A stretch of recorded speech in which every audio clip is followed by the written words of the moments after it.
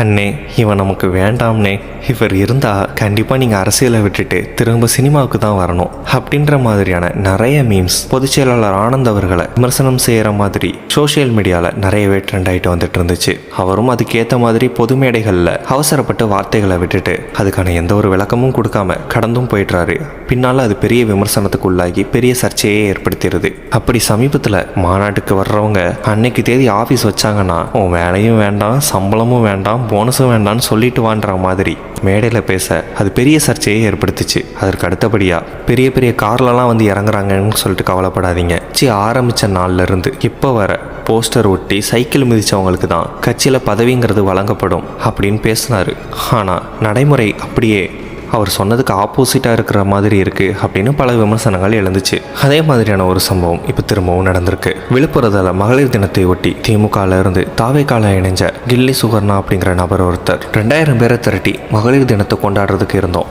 ஆனால் மாவட்ட செயலாளர் பேச்சை கேட்டுட்டு குறுக்கு பாதையில் இருசக்கர வாகனத்தில் ஏறி எங்களை அவாய்ட் பண்ணிட்டு போயிட்டாரு பொதுச் செயலாளர். அதே மாதிரி பொது மேடையில் மாற்றுக் கட்சியிலிருந்து வந்தவங்க ஹெலிகாப்டர்லேருந்து இறங்கி வந்தாலும் அவங்களுக்கு பதவி வழங்கப்பட மாட்டாது அப்படின்னு சொல்லியிருக்கிறாரு. இது எனக்கு ரொம்பவே மனசுக்கு வருத்தமாக இருக்குன்னு அவருடைய ஆதங்கத்தை சமூக வலைதளங்களில் வீடியோவாக வெளியிட்டு பதிவிட்டிருக்காரு. நிறைய பேர் இவர் திமுகவோட ஸ்லீப்பர் செல், அங்கேருந்து இங்கே வந்திருக்கிறாங்க, ஆனால் இன்னமும் திமுகவுக்கு ஆதரவாக தான் செயல்பட்டுக்கிட்டு இருக்காங்க அப்படி இப்படின்னு பலவிதமான விமர்சனங்களை அவர் மேலே வச்சுக்கிட்டு இருக்காங்க. இன்னொரு பக்கம் அவர் சொல்கிறது சரிதானே அப்படின்ற மாதிரி தாவேகா நிர்வாகிகள் சிலரே அவருக்கு ஆதரவாகவும் கருத்துக்களை பதிவிட்டுட்டு வராங்க. அப்படி தாவேகா தரப்பிலிருந்து ஆனந்த் அவர்கள் மீது வைக்கக்கூடிய சில முக்கியமான குற்றச்சாட்டுகள் என்னென்னன்றதை இந்த வீடியோவில் பார்க்கலாம். அதாவது FTFS ரசிகர் மன்ற ஷோவில் எப்படி நிதானத்தை இழந்து தளபதி தளபதி தளபதின்னு ஒரு ரசிகன் மெய்மறந்து சுற்றிட்டு இருக்கிறானோ அதே மாதிரி தான் இப்போவும் ஆனந்த் அவர்கள் சுற்றிக்கிட்டு இருக்காரு.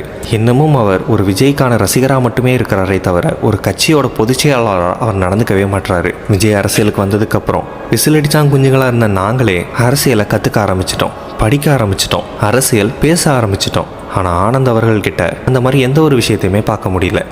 மகளிர் தினத்தை ஒட்டி பல விழாக்கள் நடத்தப்பட்டுச்சு. நிறைய நிகழ்ச்சியில் அவர் கலந்துக்கவும் செஞ்சார். ஆனால் மகளிர் தினத்தோட அவசியம், தமிழ்நாட்டில் மகளிர்களுக்கு என்ன மாதிரியான சூழ்நிலை இருக்குது அப்படின்ற மாதிரி எந்த ஒரு கருத்தையும் டீப்பாக பேசலை. ஆனால் இதை பற்றி அவர்கிட்ட கேட்டோம்னா அவர்கிட்ட இருந்து ஒரே ஒரு பதில் வரும், அதுதான் தலைவர் எல்லாமே தெளிவாக சொல்லிட்டாருல்ல.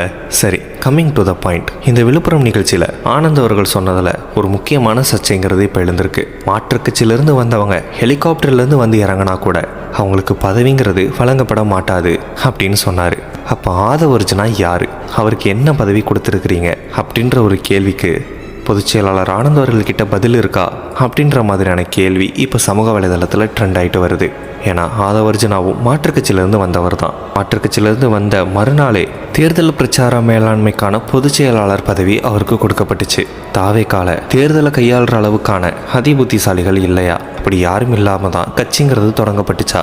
போஸ்டர் ஒட்டி சைக்கிள் மிதித்து உழைச்ச ஒரு நபருக்குள்ள இப்படியான உயரிய பதவிங்கிறது கொடுக்கப்பட்டிருக்கணும். நீங்கள் சொல்கிற மாதிரி மாற்றுக் கட்சியிலேருந்து வந்தவங்க ஹெலிகாப்டர்லேருந்து இறங்கி வந்தாலும் அவங்களுக்கு பதவி வழங்க மாட்டோம் அப்படின்னா ஆதவர்ஜுனா அவங்களுக்கு ஏன் வழங்குனீங்க அப்படின்ற கேள்வி தான் ட்ரெண்டாக போய்கிட்டு இருக்கு.